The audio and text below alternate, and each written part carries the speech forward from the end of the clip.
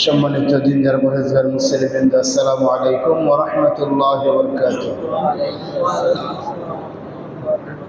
মহান আল্লাহ সুবহানাহু ওয়া তাআলার দরবারে অসংখ্য অগণিত শুকরিয়া জ্ঞাপন করছি যে রব্বুল আলামিন আজকের এই পবিত্র জুমার দিনে আপনাকে আমাকে দুনিয়ার সকল কাজকর্মকে পিছনে ফেলে রেখে সালাতুল জুমা আদায় করার উদ্দেশ্যে আল্লাহ তাআলার ঘরে এসে বসার তৌফিক দিয়েছেন। এজন্য আমরা মনিবের দরবারে তারই শেখানো ভাষায় শুকরিয়া জানাচ্ছি, আলহামদুলিল্লাহ।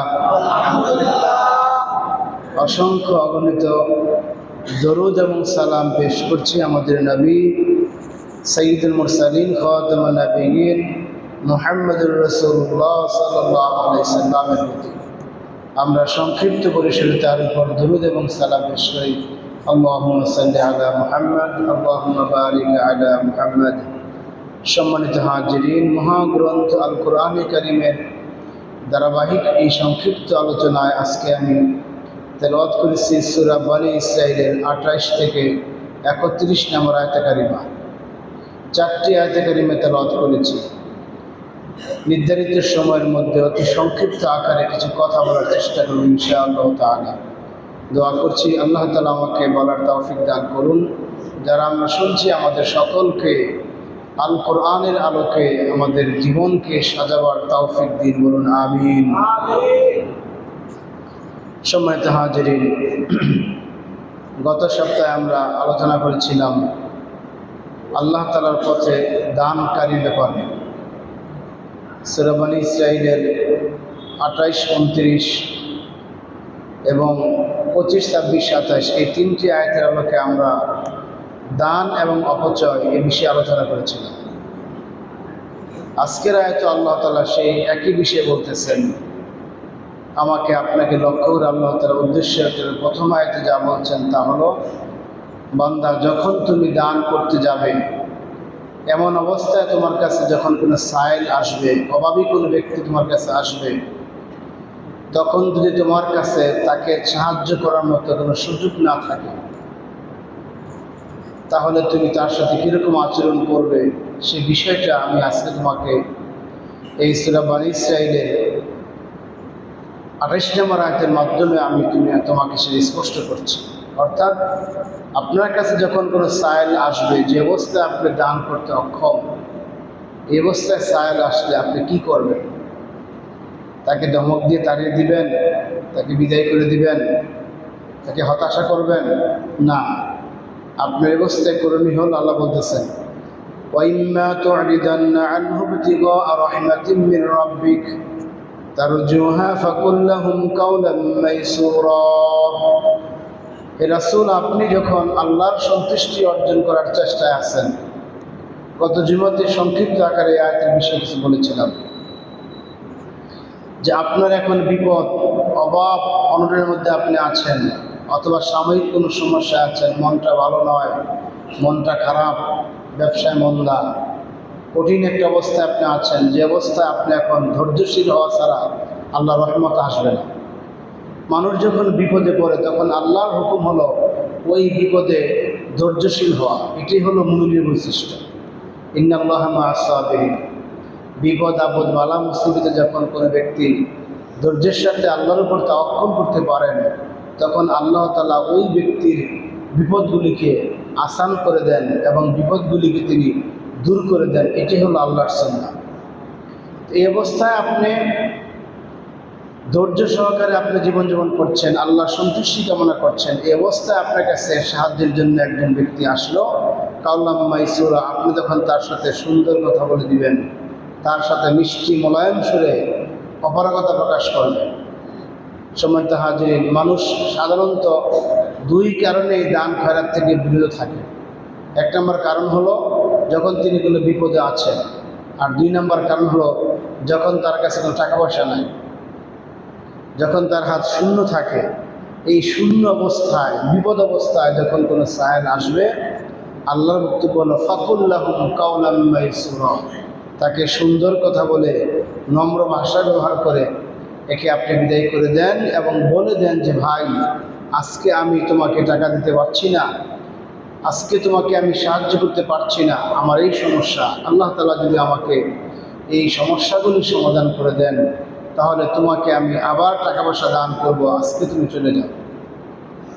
এরকম সুন্দর কথা বলে তাকে আশ্বস্ত করতে হবে যে তিনি আসলে অপারগ, এই জন্যে তিনি আপনাকে বিদায় করছেন।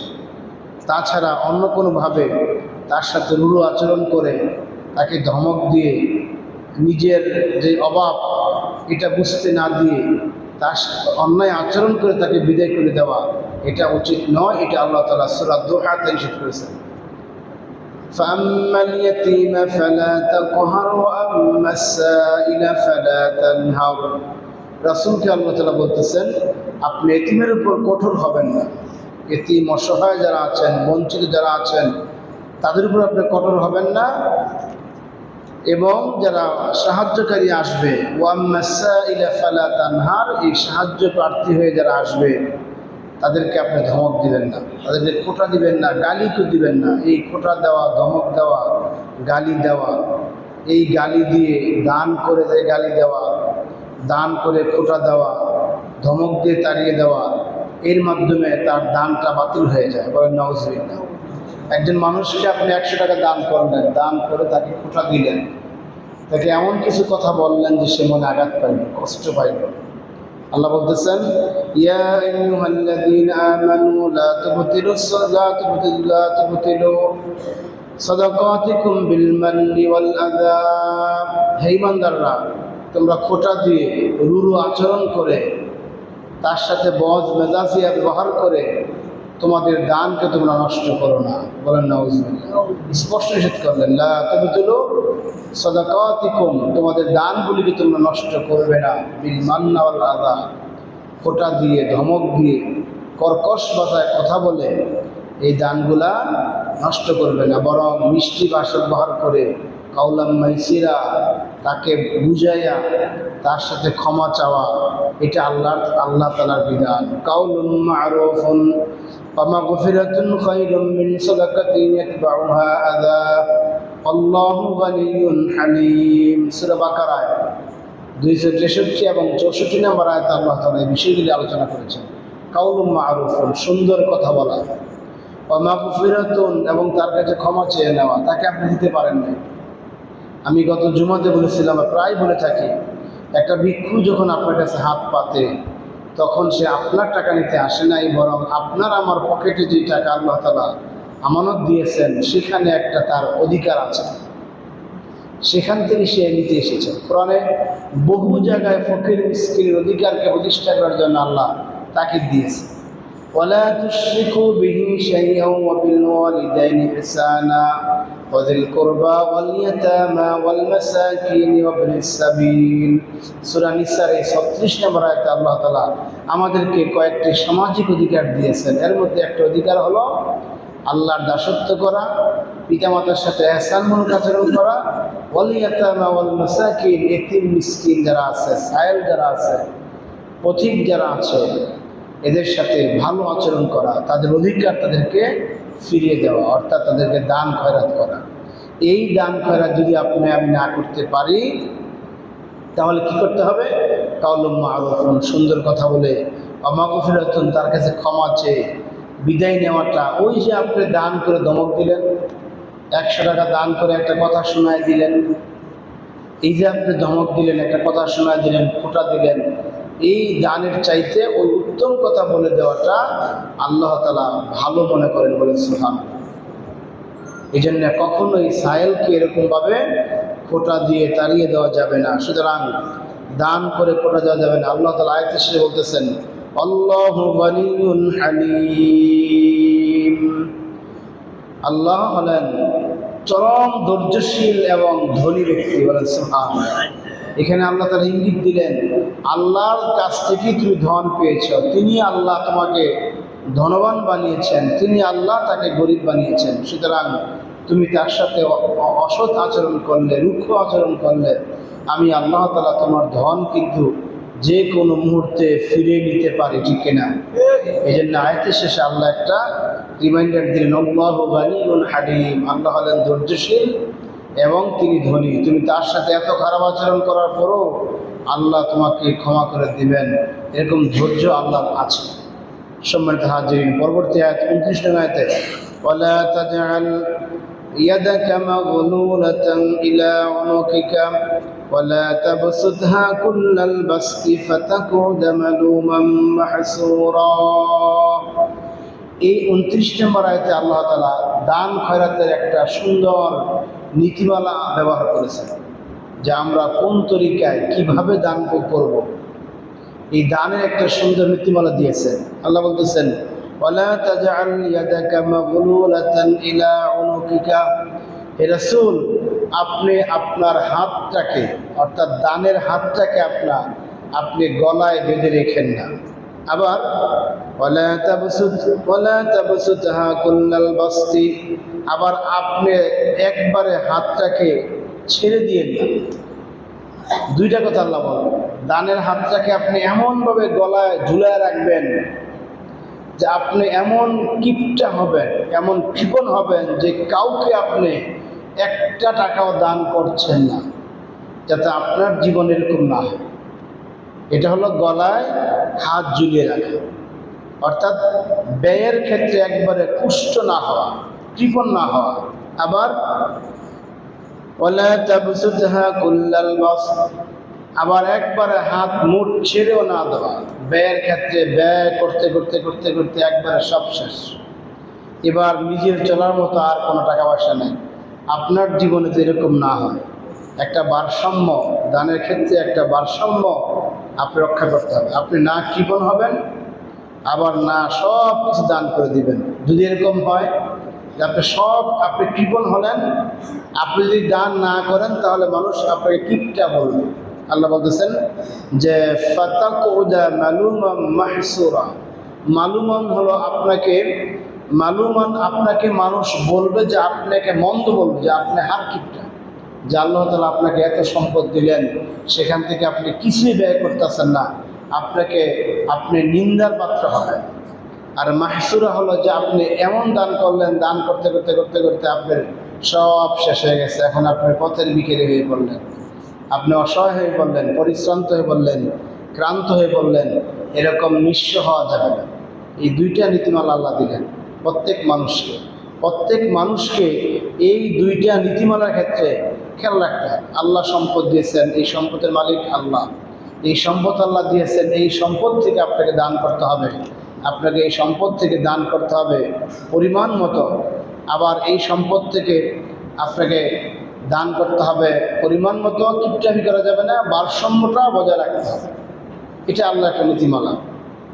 দানের ক্ষেত্রে অপচয় করা যাবে না, অর্থাৎ অহেতুক যে দানগুলি, অহেতুক যে খরচগুলো আছে ব্যয়ের ক্ষেত্রে অপচয় করা মোটেই সম্ভব নয়, মোটেই উচিত নয়।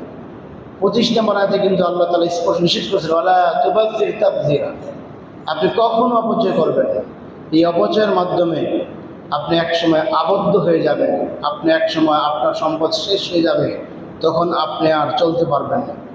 সুতরাং এই আয়াতের মধ্যে আল্লাহ তাআলা আপনাকে আমাকে আজে বাজে যে খরচগুলি আছে, অনৈতিকভাবে খরচ করা, আজে বাজে জায়গায় দান খয়রাত করা, অতিমাত্রায় বিলাসিতা করা, অতিমাত্রায় ব্যয় করা, এগুলো থেকে আল্লাহ তাআলা দৃষ্টি আকর্ষণ করেছেন। রাসূল পাক সাল্লাল্লাহু আলাইহি সাল্লামকে এই সমস্ত আয়াতগুলি আল্লাহ নাজিল করেছিলেন মিরাজে নিয়ে। আমি বলেছিলাম শুরু থেকেই এই সূরা বনী ইসরাঈলের 39 নম্বর আয়াত পর্যন্ত, 21 থেকে 39 পর্যন্ত আল্লাহ তাআলা আরশে আজিমে নিয়ে রাসূল পাক সাল্লাল্লাহু আলাইহি সাল্লামকে এই আয়াতগুলা দৃষ্টি আকর্ষণ করেছেন। যার ফলে তিনি যখন মদিনা রাষ্ট্র পরিচালনা করলেন, এই রাষ্ট্রীয়ভাবে অপচয়ের যত পন্থা ছিল, যেগুলো পূর্ব থেকে চালু ছিল, মুহাম্মদ সাল্লাল্লাহু আলাইহি সাল্লাম এরকম সমস্ত অপচয়গুলি তিনি বদ্ধ করেছিলেন। সুবহানাল্লাহ।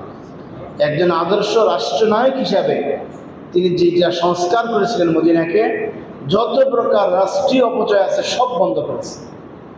যেটা আমরা বিভিন্ন সময় আমাদের দেশে দেখি, রাষ্ট্রীয় অনেক সম্পদ অপচয় করা হয়, যেখানে যা প্রয়োজন নাই সেখানে তা নির্মাণ করে অনেক টাকা পয়সা নষ্ট করা হয়।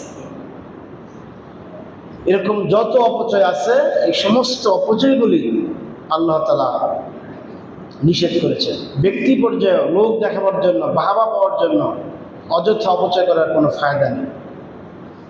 আমরা বুঝি অপচয় কী জিনিস।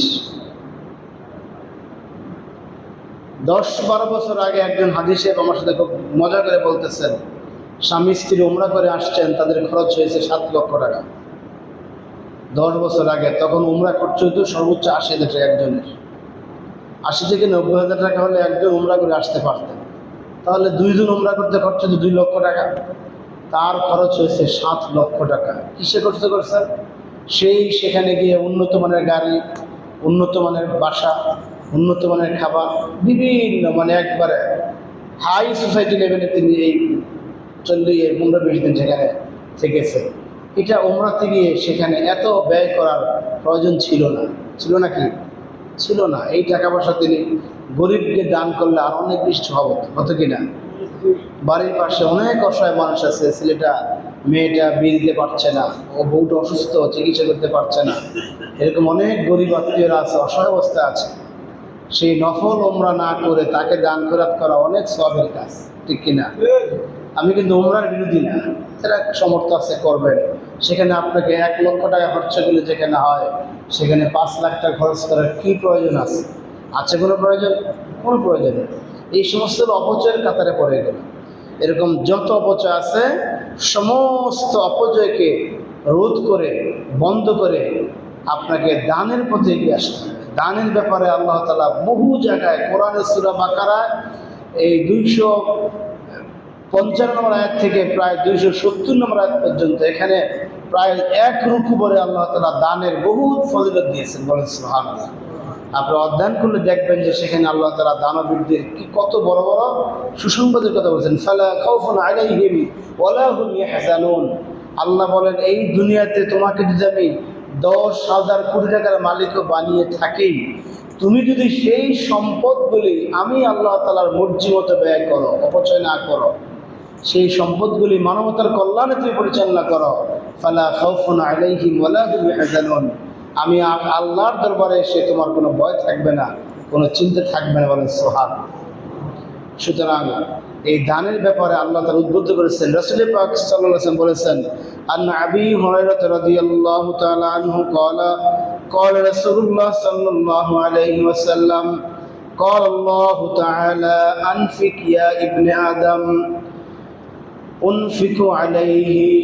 হাদিসে কুদসিতে রাসূল পাক সাল্লাল্লাহু আলাইহি ওয়াসাল্লাম বলেন যে আল্লাহ আমাকে বললেন, ইয়া বনি আদম আনফিক, হে বনি আদম তুমি দান করো, উনফিকু আলাইকা, আমি আল্লাহ তোমাকে দান করব। বলেন সুবহানাল্লাহ। অর্থাৎ তুমি যদি দান করো আমি তোমাকে দেব। তোমার বান্ড খালি করলে সেখানে আমি আরো দেব। তোমার বান্ড খালি নাই, তুমি সেগুলো জমায় রাখছো, সুতরাং তোমার বান্ড যেখানে জমানো আছে সেখানে তো আমি নতুন করে আর দিতে পারবো না। পারবো নাকি?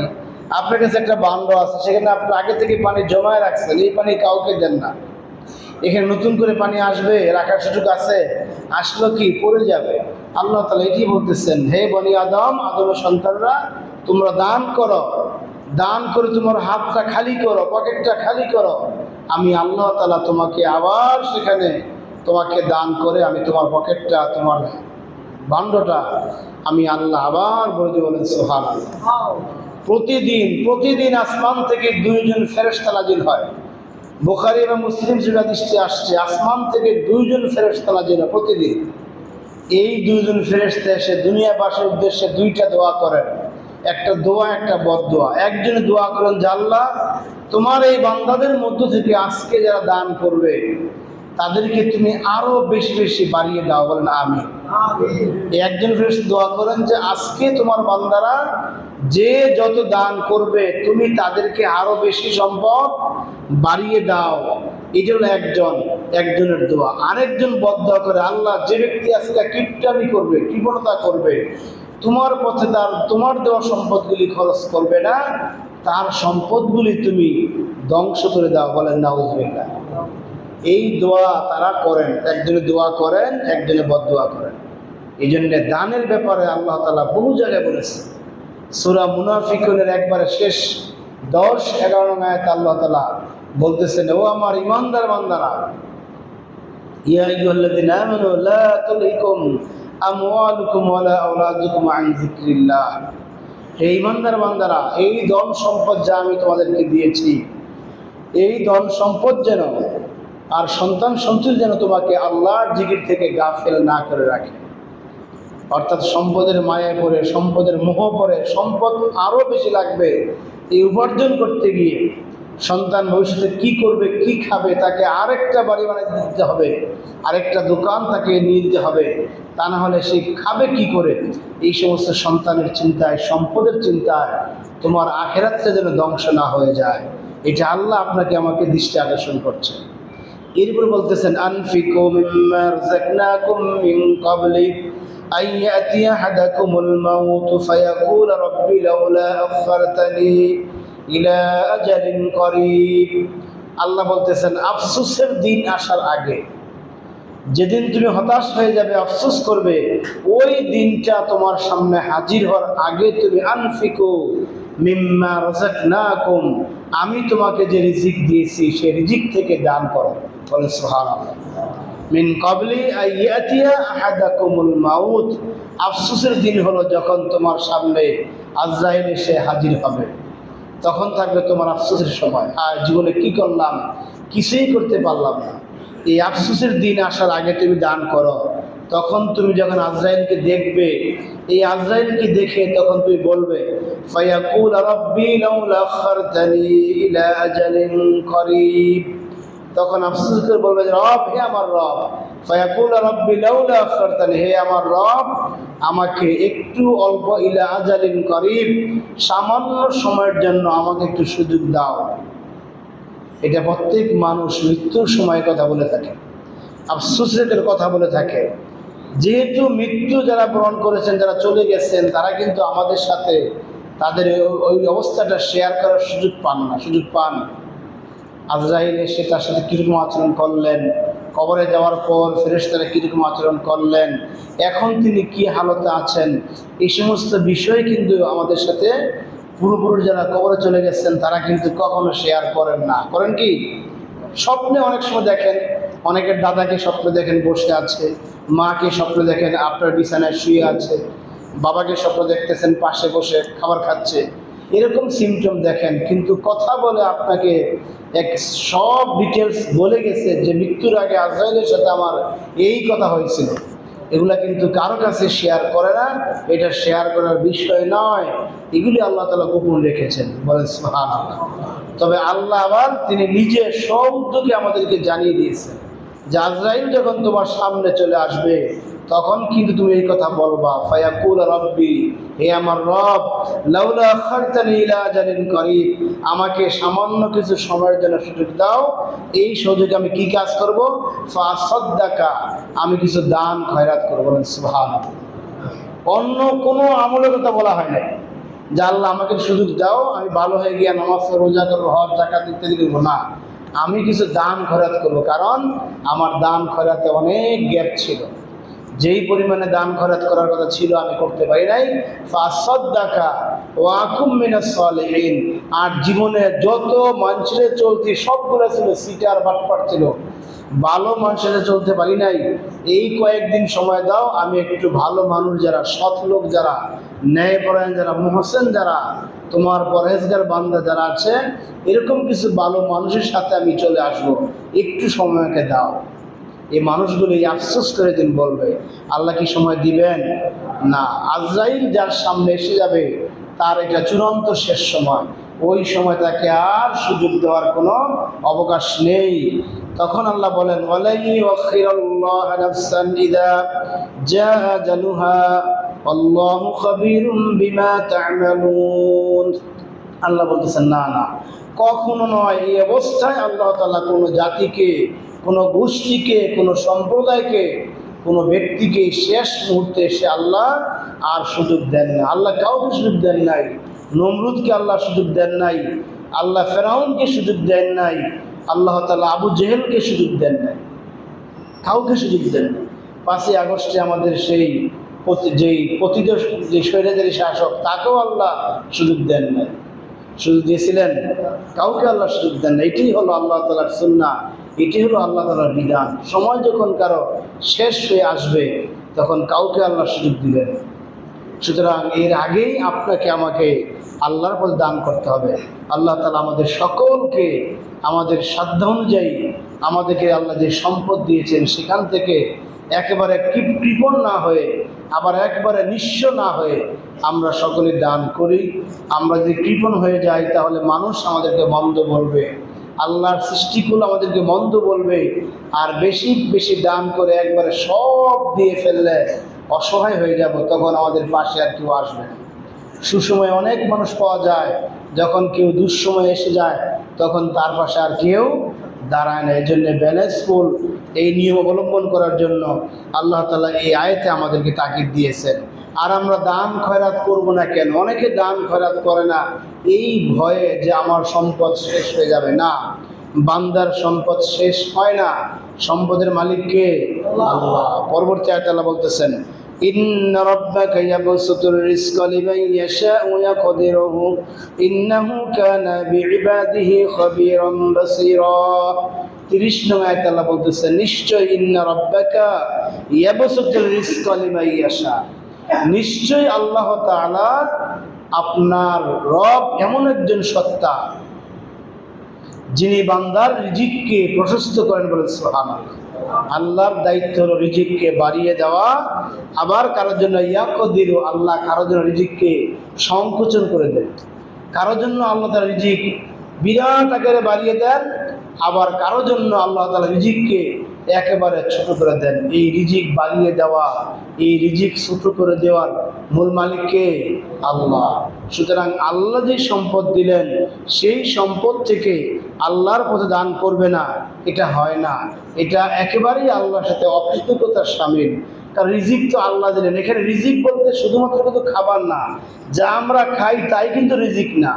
আপনি যে গায়ের জামাটা পরেছেন এটা আপনার রিজিক, আপনি যে বাড়িটা বানিয়েছেন এটা আপনার রিজিক, আপনি যে বাহনে চড়ছেন এটা আপনার রিজিক। সবাই কিন্তু এরকম বাহন নাই, সবার কিন্তু এরকম বাড়ি নাই, সবার কিন্তু এরকম জামা নাই, আছে নাকি? নাই। এই জন্য আপনার জামা, আপনার বাড়ি, আপনার বাসস্থান, আপনার বাহন, আপনার নেক সন্তান, আপনার সলেহা স্ত্রী, এরা সবগুলি আল্লাহর পক্ষ থেকে কি নেয়ামত, এবং সবগুলি আল্লাহর পক্ষ থেকে কি রিজিক। এগুলি আল্লাহ তাআলা দিয়ে থাকেন। তাই এই প্রশস্ত রিজিককে আল্লাহর পথে খরচ করতে হবে। কারণ আল্লাহ যাকে খুশি তাকে রিজিক দেন, আবার যাকে খুশি আল্লাহ তাআলা তার কাছ থেকে রিজিক কেড়ে নেন। এটা আল্লাহর ইচ্ছা, এখানে কারো হাত নাই। কারো হাত আছে নাকি? এই যে আমাদেরকে এখানে আমরা বিভিন্ন প্রকার মানুষ আছি, কাউকে আল্লাহ তাআলা অনেক টাকার মালিক বানিয়েছেন, কাউকে মিডিয়াম রেখেছেন, আবার কাউকে একেবারেই অসহায় রেখেছেন। এটা কিন্তু আল্লাহর একটা সিদ্ধান্ত। ইন্নাহু কানা বিইবাদিহি খাবীরান বাসীরা। আল্লাহ তাআলা এটা তিনি তার দায়িত্বে রেখেছেন। এটা আপনার আমার কোনো বাহাদুরি নয়, আপনার আমার কোনো অর্জন নয়। যদি আমরা চাইয়া আল্লাহর কাছ থেকে রিজিক আনতে পারতাম, যদি আমরা চাইয়া ধনী হইতে পারতাম, তাহলে সবচাইতে বেশি ধনী হইতো ফকিররা। কারণ ফকির সারাদিন চায়, সে সকাল থেকে রাত অবধি যতক্ষণ পর্যন্ত সে মার্কেটে ঘুরে, সে সারাদিন চায় 1 টাকা দেন, 2 টাকা দেন, সারাদিন চাইতেছে। তার মানে এরকম চাইলেই পাওয়া যাবে না। এখানে এই চাবিকাঠি কার আছে? কার কাছে? আল্লাহর কাছে। সুতরাং আল্লাহ যাকে দিবেন তিনি পাবেন। এটি আল্লাহ বলতেছেন, ইন্নাহু কানা বিইবাদিহি খাবীরান বাসীরা।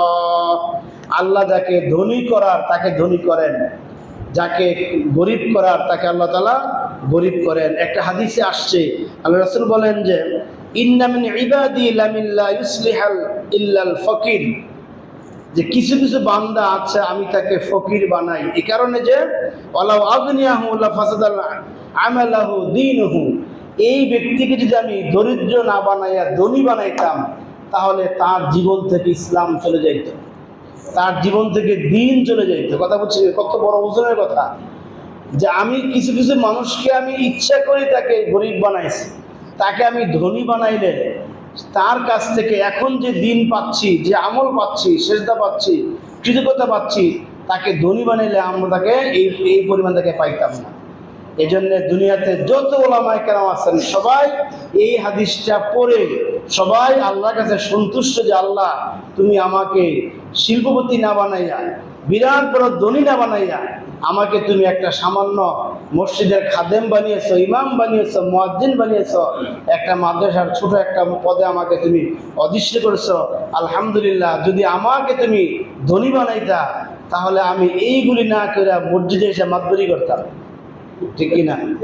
আইসি ইমামের ভুল ধরতাম, মুয়াজ্জিনের ভুল ধরতাম, মাহফিলের বক্তার পাশে বইসা তার কাছ থেকে মাইক কারাই নিতাম, কোরআনের বিরুদ্ধে করতাম, ইসলামের বিরুদ্ধে করতাম, ঠিক কিনা? আজকে ইসলামের কোরআনের আলেম ওলামাদের বিরোধিতা কারা করে? যারা করেন তারা শতকরা 90% ধনী মানুষ, ঠিক না? গরিব মানুষ এটা করে না। এই জন্য আল্লাহ বললেন যে রাসূল বলতেছেন যে আল্লাহ তার বান্দাদের মধ্য থেকে কিছু কিছু বান্দা আছে তাদেরকে আল্লাহ ইচ্ছে করে সম্পদ দেন নাই। কেন? যে তাকে যে আমি সম্পদ দিতাম তাহলে সে দিন থেকে দূরে সরে যেত, তখন সে আমাকে এইভাবে ডাকতো না। আবার এর বিপরীত আছে, আল্লাহ রাসূল বলতেছেন আবার এমন কিছু বান্দা আছে যাকে ধনী করা প্রয়োজন, এই জন্য আমি তাকে ধন দিয়েছি। বলেন সুবহানাল্লাহ। কারণ তাকে যদি আমি ধনী না করতাম তাহলে তার দ্বারা আমি এখানে এরকম মার্কেট বানাইতাম না। আজকে যদি মরহুম মুজিবুর রহমান সাহেব ধনী না হইতেন, এখানে মার্কেট বানাইতেন? আর মার্কেট না হলে কি আমরা আপনারা যে লক্ষ লক্ষ মানুষের একটা জীবিকার একটা ব্যবস্থা হয়েছে এটা হইতো?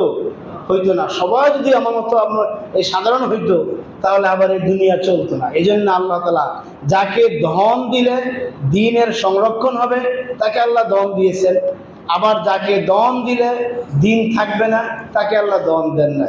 এটাই হলো আল্লাহ তাআলার বক্তব্য। এই জন্য বলা হয় এই ধন সম্পত্তি, এই সম্পদ কারো জন্য আল্লাহর পক্ষ থেকে শাস্তি। বলেন নাউজুবিল্লাহ। এই সম্পদ দিয়ে কাউকে আল্লাহ তাআলা শাস্তি দিয়েছেন, এই সম্পদের কারণে তার ঘুম হারাম হয়ে গেছে, এই সম্পদের কারণে তার দুনিয়াটা এখন বিষ হয়ে গেছে, এখন আর দুনিয়া ভালো লাগে না। এখন চিন্তা করে আমাকে আল্লাহ তাআলা 1000 কোটি টাকার সম্পদ না দিয়া ওই যে জালমুড়ি বেচতেছে এরকম বানাইতো, আমি এর মতো আমি আরামে থাকতে পারতাম, ঠিক কিনা? ওই বেচারা সারাদিন পরিশ্রম করে রাতে 10টার মধ্যে সে ঘুমিয়ে পড়ে, সকালে সে একবারে ঘুমিয়ে মানে পুরোপুরি প্রশান্ত হৃদয় নিয়ে সে সকালে ঘুম থেকে উঠে আবার সে কাজে নেমে যায়। আর আমাকে আল্লাহ তাআলা ধন সম্পদ দেওয়ার কারণে আমার টেনশনে আমার এখন সব শেষ হয়ে যাচ্ছে। মাসটা শেষ হয়ে গেলে ব্যাংকের এই সুদের চাপ, কর্মচারী বিলের চাপ, পার্টির বকেয়ার চাপ, বিভিন্ন চাপে তার এখন রাত 12টা 1টা বেজে আর ঘুম আসে না। এবার তার মোট ভরে তাকে বড়ি খেয়ে ঘুমাইতে হয়, তাও 3 ঘন্টা পরে এই বড়ির মেয়াদ শেষ, আবার উঠে খেতে হয়। বাস্তব কথা বলো, একটা তো অবাস্তব না।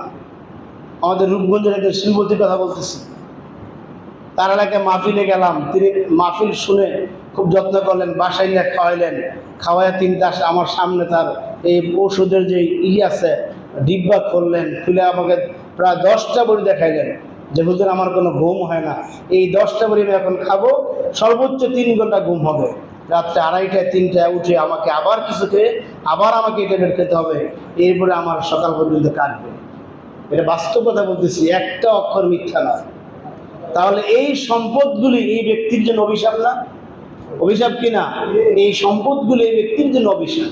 এটি আল্লাহ রাসূল বলতেছেন ধন সম্পত্তি কারো জন্য আল্লাহর পক্ষ থেকে শাস্তি, আবার কারো জন্য দরিদ্রতাও শাস্তি। যে আজকে সামান্য টাকার জন্য কত মানুষের কত হাজার হাজার লক্ষ লক্ষ টাকা অপচয় করতেছে, আর তার সামান্য 1 লক্ষ টাকার জন্য তার স্ত্রী চিকিৎসা করতে পারতেছে না, মেয়েটা সে বিয়ে দিতে পারছে না, কি অসহায় জীবনযাপন সে করছে অল্প কিছু টাকার জন্য। এটা তার এই দরিদ্রতাও তার জন্য অভিশাপ। এরকম অনেক হাদিসে আসছে এই ধন সম্পদ আল্লাহর পক্ষ থেকে পরীক্ষা, এই দরিদ্রতাও আল্লাহর পক্ষ থেকে পরীক্ষা। সুতরাং এই পরীক্ষার মাধ্যমে আল্লাহ তাআলা আপনাকে আমাকে পাশ করার যাতে সুযোগ দেন সেই চিন্তা করতে হবে। যাকে আল্লাহ সম্পদ দিয়েছেন সেই সম্পদ ব্যয়ের মাধ্যমে তাকে আল্লাহর সন্তুষ্টি অর্জন করতে হবে। যাকে আল্লাহ সম্পদ দেন নাই, কম দিয়েছেন, ধৈর্য ধরার মাধ্যমে আল্লাহর উপর পরিপূর্ণ তাওয়াক্কুলের মাধ্যমে সেই আল্লাহর কাছে ক্ষমা চাইতে হবে, তাহলে আল্লাহ তাআলা তাদেরকে মাফ করবেন। পরবর্তী আয়াত, ইন্না রাব্বাকা ওয়ালা তাকতুলু আওলাদাকুম খাশিয়াতা ইমলাক নাহনু নারযুকুহুম ওয়া ইয়্যাকুম ইন কাতলাহুম কানা খিতান কাবীরা। সূরা বনী ইসরাঈলের এই 31 নম্বর আয়াতে আল্লাহ তাআলা সেই জাহিলি যুগের যে একটা ঘটনা, সেটাকে আল্লাহ তাআলা এখানে ইঙ্গিত দিয়েছেন, যে সেটা হলো যে তোমাদেরকে যে আমি সম্পদ দিলাম, রিজিক দিলাম, এই রিজিকের মালিক কিন্তু আমি। সুতরাং এই রিজিকের ভয়ে ওয়ালা তাকতুলু আওলাদাকুম খাশিয়াতা ইমলাক, এই রিজিকের ভয়ে তোমরা কেউ তোমাদের সন্তানকে হত্যা করো না।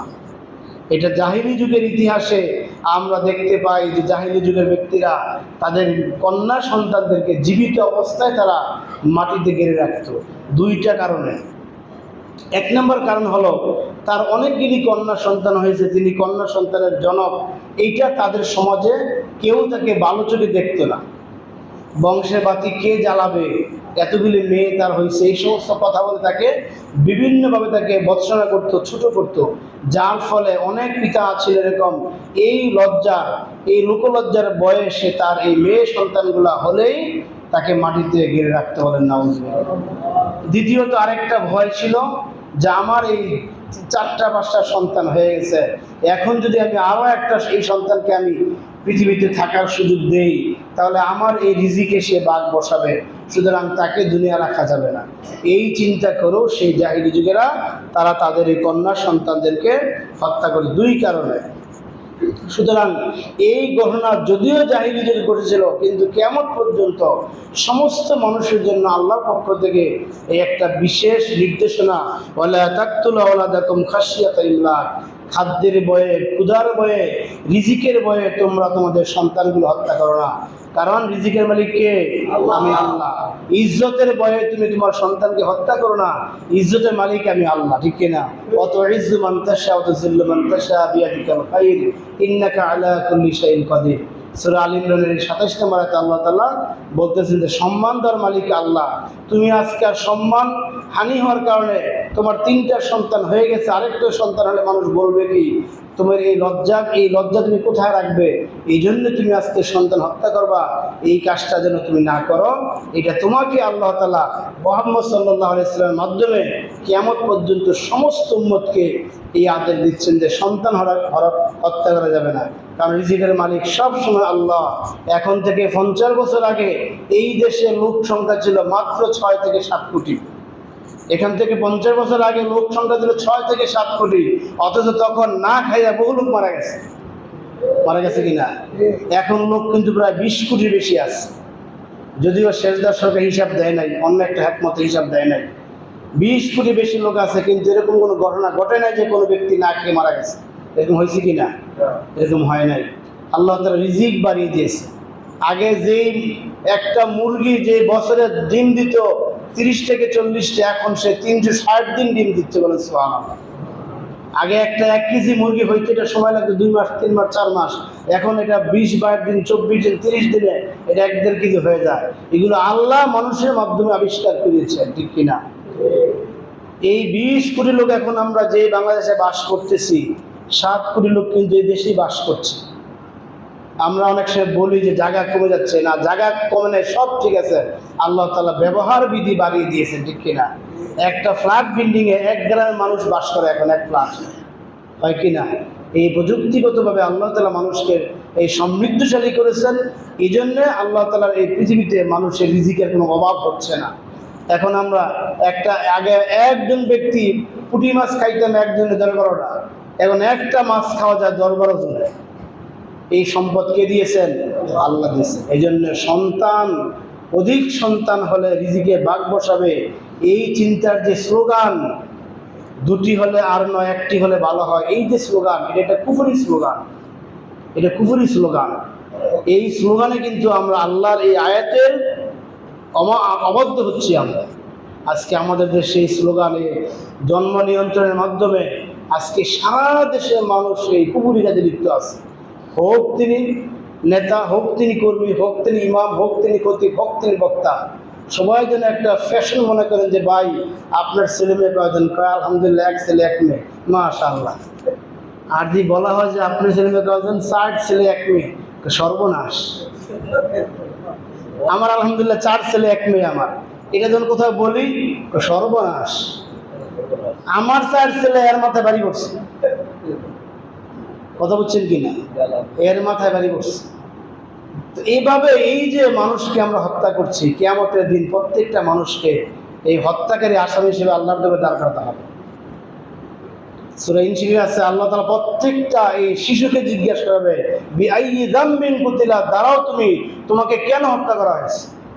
আল্লাহ রাসূল বলেন যে শেষ জমানায় এমন একটা জমানা আসবে, যেই জমানায় কি কারণে তাকে হত্যা করা হয়েছে সেও জানবে না, আর যে হত্যা করতেছে সেও জানবে না কি কারণে হত্যা করা হচ্ছে। এই জমানা এখন কিন্তু এসে গেছে। এই জন্য রিজিকের মালিক আল্লাহ তাআলা, আল্লাহ তো এখানে স্পষ্ট বললেন, মিন খাশিয়াতি ইমলাক, দারিদ্রতার বয়ে সন্তান হত্যা করা যাবে না। নাহনু নারযুকুহুম, আমি তাদেরকে খাওয়াবো, ওয়া ইয়াকুম, তোমাদেরকেও আমি খাওয়াবো। সুবহানাল্লাহ। আল্লাহ বলেছেন নাহনু নারযুকুহুম, মুজারের সিগা, আমি তাদেরকে খাওয়াবো। তোমার ঔরসে যে সন্তান পৃথিবীতে আসবে, এদের রিজিকের দায়িত্ব আমার হাতে আছে। নাহানু নারযুকুহুম, আমি খাওয়াবো, ওয়া ইয়াকুম, তোমাদেরকে আমি খাওয়াইতেছি। ইন্না কাতলাহুম কানা খিতিয়ান কাবীরা, এই মানুষ হত্যা এটা অনেক বড় মাপের একটা কবিরা গুনাহ। খিতিয়ান কাবীরা বলা হয়েছে, অনেক বড় মাপের অন্যায়। কবিরা গুনাহ, অনেক বড় বড় কবিরা গুনাহ হলো 7টা। এই 7টা কবিরা গুনাহের মধ্যে আরো 3টাকে আল্লাহ রাসূল আলাদা করেছেন। এক সাহাবী জিজ্ঞেস করলেন, ইয়া রাসূলুল্লাহ, সবচেয়ে বড় কবিরা গুনাহ কোনটা? আল্লাহ রাসূল বললেন, আল্লাহর সাথে শিরিক করা। দ্বিতীয়, এর চেয়ে বড় গুনাহ কবিরা গুনাহ কোনটা? এরপরে কোনটা? বললেন সন্তান হত্যা করা, মানুষ হত্যা করা। এরপরে কবিরা গুনাহ কোনটা? আল্লাহ রাসূল বললেন যে প্রতিবেশী স্ত্রীর সাথে জেনা করা। এই 3টা বলার পর সাহাবী আর জিজ্ঞেস করেন। অর্থাৎ যে 7টি বড় বড় কবিরা গুনাহ আছে, এর মধ্যে আরো 3টি আরো বেশি ভয়ঙ্কর। এই 3টির একটি হলো আল্লাহর সাথে শরীক করা, দ্বিতীয়টি হলো সন্তানগুলোকে হত্যা করা, সন্তানগুলোকে নষ্ট করে দেওয়া। চেকআপের মাধ্যমে যখন জানে যে কন্যা সন্তান হয়েছে, তাকে নষ্ট করে দেওয়া। চেকআপের মাধ্যমে যখন জানে যে আবার সন্তান কনসেপ্ট হয়েছে, ওষুধ খায় নষ্ট করে দেওয়া। এই সবগুলি কবিরা গুনাহ, সবগুলি কবিরা গুনাহ। আল্লাহ তাআলা আমাদেরকে এই সমস্ত মারাত্মক কবিরা গুনাহ থেকে বাঁচার তৌফিক দিন, আমিন। সম্মানিত হাজিরিন, আল্লাহ